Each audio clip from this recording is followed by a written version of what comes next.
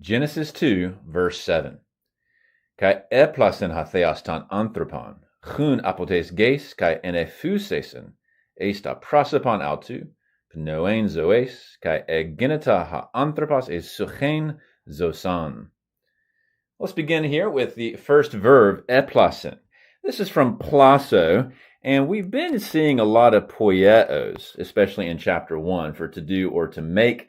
In this situation, plaso, though, means to form. It's not the poieto form, and this is a third singular aorist active indicative with that sigma and the epsilon on the front end. Our subject is God, the accusative is anthropon, and so God formed man.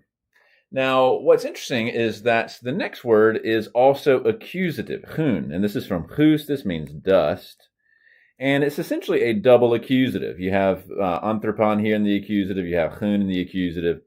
So it's something like God formed the man essentially of dust. I suppose you could use a genitive there, but it is an accusative, and it's dust that is apates geis, dust from the earth there, apot taking the genitive. So that's the first sort of independent clause. Next. Enephusesen is from infusao. And what's interesting here is a couple different things. First off, you'll see that this is an alpha contract verb, and that alpha lengthens prior to the aorist sigma. You see a third singular ending there. You also have this past time indicator shoved in between the m and the phi. You may be wondering, okay, why does it become an n then as opposed to an m? And that's pretty normal. This almost is kind of a reverse of nasalization. A lot of times it happens the other way around, where an N becomes an M. Here it's almost the reverse of that whenever you put the past time indicator. This is a third singular aorist active indicative, and it means to breathe into. It means to breathe into. Well, God now is breathing into his face. So notice the man's face here, eista prosopon, or into his nostrils in Hebrew.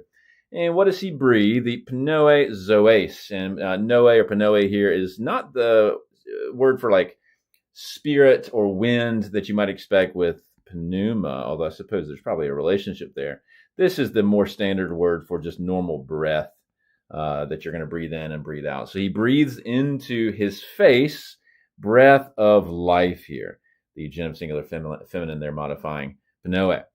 And then we have yet another agenita from ginomai. We've seen that a lot, the way sort of creation responds to God's activity. And so man became, and then interesting use of ace plus suche here. You know, ace here is not directional in this case. It's as, or he became, it's the result of this becoming. He became a soul. And what kind of soul? A zosan. This is from zao. And the morphology here might be a little bit weird. The on ending tells us it's accusative singular feminine because it's matching suche, and it's all accusative because of the ace.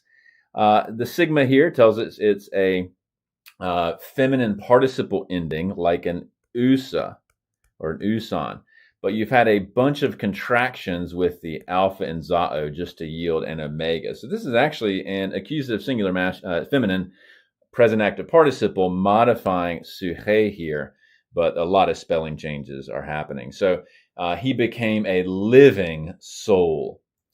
Well, the main video ends there, but if you want to continue, there's two New Testament connections I would like to make. The first one is in 1 Corinthians 15:45, where in his very famous discussion of the resurrection body, Paul says this, "Thus it is written," and so he does have Genesis 2:7 in mind here. This is a direct citation. "The first man, Adam, became a living being." This is borrowed from the ESV here. But you'll notice in Greek, you have agenita plus ha plus anthropos plus eis suchen zosan, exactly like we have here. We got the agenita, we got the ha anthropos, we have eis suchen zosan. He's thrown in there first and Adam here as his own sort of exegesis. So he's exactly quoted word for word the Greek of Genesis 2:7 with his own little additions for clarification. So you could translate it, the first man, Adam, became a living soul, if you will. And then he says the last Adam became a life-giving spirit. So a lovely way that Paul here taps into this.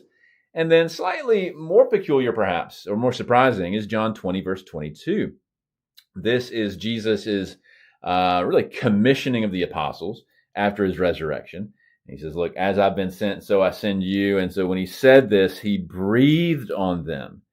And the word there is inephusasin, exactly like we have in Genesis 2:7. And he said, receive the Holy Spirit.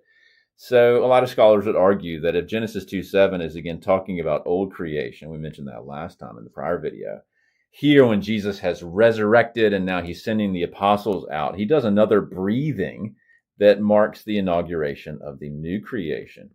And for those who have ears to hear, maybe the author John and Jesus here as the speaker are making this connection back to Genesis 2:7. So a really beautiful connection here back to Genesis.